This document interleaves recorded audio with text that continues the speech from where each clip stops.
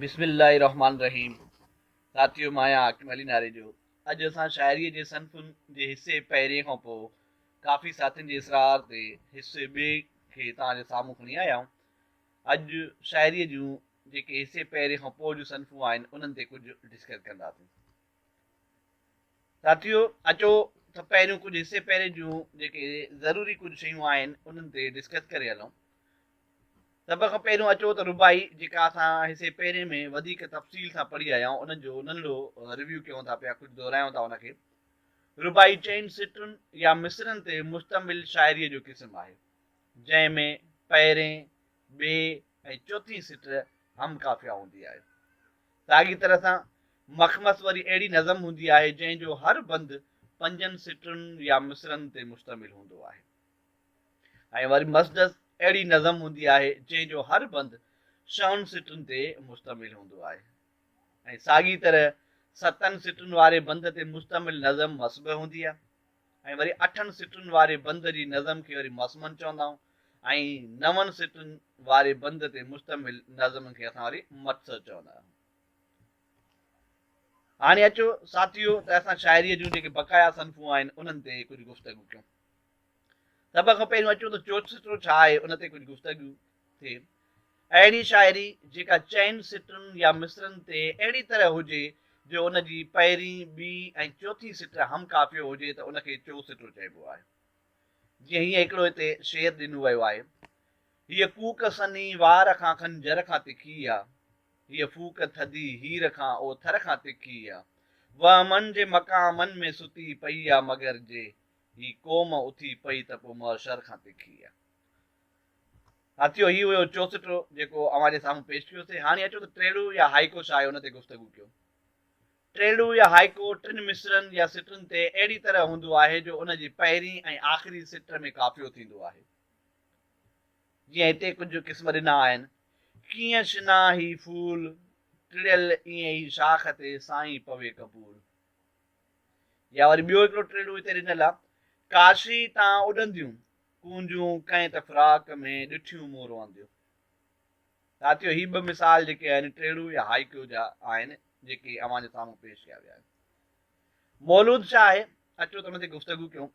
मौलूद अरबी ॿोलीअ जो लफ़्ज़ आहे जंहिंजी लुग़वी माना आहे नऊं ॼावल ॿार। रसूल पाक सल्लल्लाहु अलैहि वसल्लम जी विलादत जे हवाले सां लिखियल शाइरी खे मौलूद चइबो आहे। पैदाइश सां गॾु संदन सिफ़त ऐं शान बयानु करणु, या रोज़े जी ज़ियारत जी ख़्वाहिश या महराज जे राति बाबति लिखियल शाइरी बि मौलूद सॾी वेंदी आहे। यानी अहिड़े क़िस्म जी शाइरी जंहिंमें नबी करीम सल्लल्लाहु अलैहि वसल्लम जे पैदाइश ते ख़ुशीअ जो इज़हार थियल हुजे या हुनजी सिफ़तुनि ऐं शान बयानु करण वारी कैफ़ियतूं हुजनि। इवन जो रोज़े पाक यानी असां सऊदी मके तरीफ़ ॾे काबतुल्ला ऐं हुनजे रोज़े पाक जे ज़ियारतुनि जो जेकॾहिं ज़िक्र कयूं था पिया त उहो बि असांजो मौलूद जे तफ़सीर में अची वञे थो पियो। हमद छा आहे, अचो हुन ते डिस्कस थिए। हमद अरबी ॿोलीअ जो लफ़्ज़ आहे जंहिंजी माना आहे साराह, वाखाण या तहरीफ़। इस्तिलाही माना मूजिबि उहा नज़म जंहिंमें अल्लाह ताला जी तहरीफ़ बयानु कई वई हुजे उनखे हमद चइबो आहे। घाड़ेटे जे लिहाज़ सां शाइरीअ जे मुख़्तलिफ़ हियतुनि या बनावतुनि में हमद लिखी सघिजे थी। हमद गज़ल या अंदाज़ में बि हूंदी आहे, नज़म में बि हूंदी आहे, बेत में बि हूंदी आहे, गीत वग़ैरह में बि हूंदी आहे। मतिलबु शाइरीअ जा इलाही क़िस्म आहिनि। जंहिं बि क़िस्म में अल्लाह जी वाखाण, अल्लाह जी तारीफ़ थियल हुजे त उनखे असां हमद चवंदा आहियूं। उन खां पोइ आहे नात। नात अरबी ॿोलीअ जो लफ़्ज़ आहे जंहिंजी माना आहे मद, तारीफ़ या वाखाण। यानी इस्तिलाही लिहाज़ सां अहिड़ी शाइरी जंहिंमें हज़रत मोहम्मद सल्लल्लाहु अलैहि वसल्लम जी तारीफ़ ऐं वाखाण कयल हुजे उनखे नात चइबो आहे। घाड़ेटे ऐं हियत जे लिहाज़ खां हमद वांगुरु नात बि बेत, वाई, गज़ल, नज़म तोड़ी कंहिं बि शेरीअ जे रूप में लिखी सघे थी। मतिलबु शाइरीअ जो जेको बि अंदाज़ हुजे, जेको बि शहरी रूप हुजे, उनखे असां जेकॾहिं गौर सां पढ़ूं उन में नबी करीम सल्लल्लाहु अलैहि वसल्लम जी तारीफ़ या वाखाण हुजे त उनखे असां नात चवंदासीं। उन खां पोइ मरसियो। मरसीअ जी लुग़वी माना आहे रोई, नेकियूं बयानु करणु। इस्तिलाही माना मूजिबि मरसियो उन ई नज़म खे चइबो आहे जंहिंमें कंहिं मरी वियल या शहीद थियल जी शहादत जो वाक़ियो बयानु कयो वियो हुजे। आगाटे वक़्त में मरसियो कंहिं बि दोस्त अज़ीज़ मिट माइट बुज़ुर्ग या सूर्या लाइ लिखिया वेंदा हुआ, पर मौजूदा दौर में मरसियो करबला जे वाक़े ऐं हज़रत इमाम हुसैन रज़ी अल्लाह ताला अन या उन जे साथियुनि जी शहादत ते लिखियो वेंदो आहे।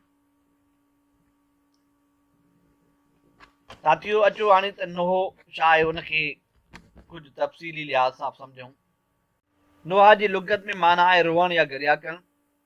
मौज़ूआती लिहाज़ खां ॾिसिजे त नोहा में करबला जे शहीदनि जी शहादत जो दर्दीले आवाज़ में अहिड़ी तरह ज़िक्र कयो वेंदो आहे जो घणा ई माण्हू हिकु आवाज़ थी ॻाइनि, या वरी उहो मरसियो जेको बीही अहिड़ी तरह पढ़िजे जो हिकु या ॿ ॼणा मिसरा खणंदा आहिनि ऐं ॿिया सभु वरंदीअ वारा लफ़्ज़ गॾिजी चवंदा आहिनि।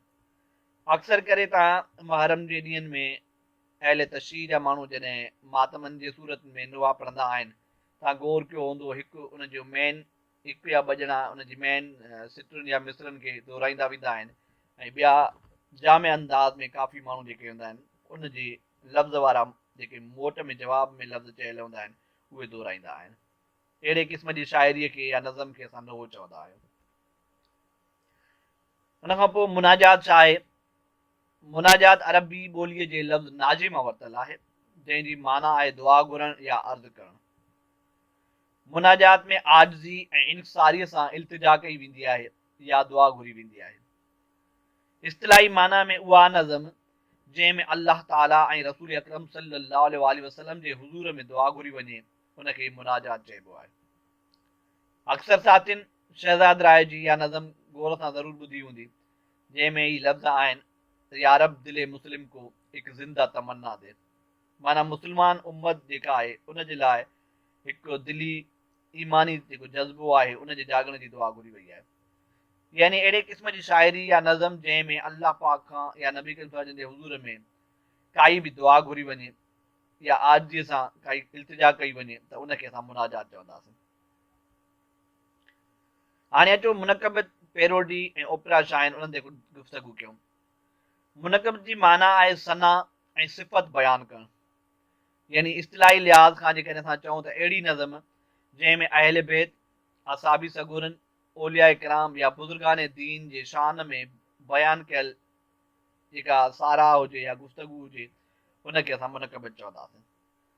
यानी अहिड़ी क़िस्म जी शाइरी जंहिंमें अहले बैत, असाबी सगुरनि, औलिया किराम या बुज़ुर्गान दीन जे बारे में काई शइ बयानु कई वञे उनखे असां मुनक़ब चवंदासीं।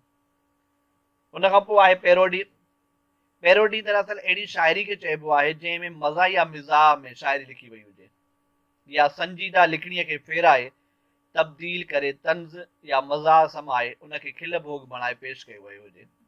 अक्सर करे शाइरनि खां जॾहिं असां अहिड़े क़िस्म जी शाइरी ॿुधंदा आहियूं जेका मज़ाहिया मिज़ाज ते हूंदी आहे या खिल भोग वारे अंदाज़ जी हूंदी आहे त उन शाइरीअ खे असां पैरोडी शाइरी चवंदा आहियूं। उन खां पोइ टियों क़िस्म आहे ओपरा। यानी ओपरा अहिड़ी शाइरी या नज़म जंहिंमें को मंज़ूम ड्रामो या मकालमो शेरनि जे रूप में बयानु कयो वियो हुजे उनखे ओपरा सॾियो वेंदो आहे।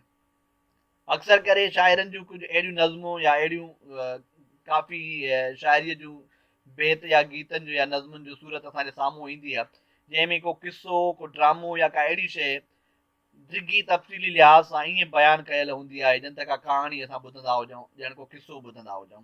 अहिड़े क़िस्म जी शाइरीअ खे असां ओपरा चवंदा आहियूं। हाणे अचो त गीत छा आहे उनजे बारे में कुझु गुफ़्तगू कयूं। गीत हिंदी शाइरीअ जी हिकु अहम ऐं रस भरी सन्फ़ आहे।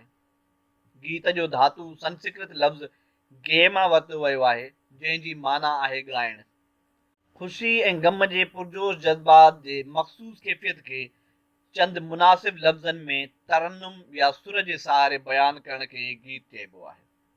यानी अहिड़ी शाइरी जॾहिं उहा ख़ुशी ऐं ग़म जे जज़्बात खे सुरीली आवाज़ सां चवण जो या बयानु करण जो मंज़र पेश करे त उनखे असां गीत चवंदा आहियूं। जीअं हिते हिकु गीत जो मिसाल ॾिनल आहे, वेठे कीअं विसारे मिठड़ा तोखे साह संभारे, ककर कारूं भार उथिया ऐं पूरब पर फड़काया, तुंहिंजा पूर करे पर पको मुंहिंजे मन ते छाया, आवारा कंहिं सुंदरीअ वांगे खिवण खिली अख मारे मिठड़ा, नखरा करे निहारे, वेठे कीअं विसारे मिठड़ा तोखे साह संभारे।